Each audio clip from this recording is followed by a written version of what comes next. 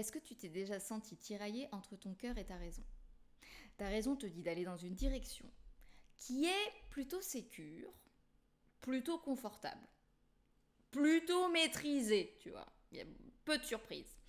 Alors que la voix du cœur, elle te pousse d'aller dans une direction qui est potentiellement plus fun, vers ton épanouissement, quelque chose qui est juste pour toi. Si tu te sens tiraillé entre les deux, c'est que potentiellement la voix de la raison est plus forte. Quand il y a cette tension, c'est que la voix de la raison est plus forte parce que elle active la peur, la voix de la raison.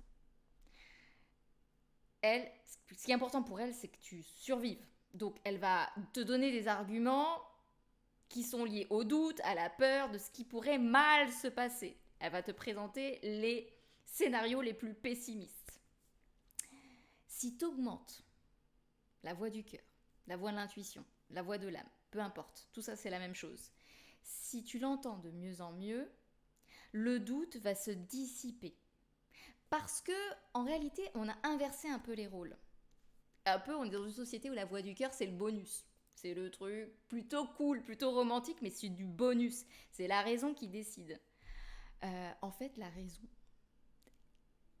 elle est très bonne exécutante. Exécutante, hein, pas décisionnaire. À partir du moment où tu la mets décisionnaire, alors là, tu peux être sûr que tu vas te confronter à des doutes, à des peurs, à des choix qui potentiellement sont pas les meilleurs pour toi. Par contre, si la voix du cœur prend plus de place, elle te donne le cap. C'est un cap qui est si clair que la raison, elle aura pas d'autre choix que de, en fait, que de l'écouter. Ce sera tellement juste, tellement clair qu'elle va dire ah ok, j'avais pas vu cette perspective-là. Ben, je vais t'aider pour y aller. Mais il y a un travail nécessaire pour vraiment amplifier cette voix du cœur, cette voix de l'intuition. On est tous intuitifs. C'est juste que on a potentiellement un problème de confiance pour écouter ça.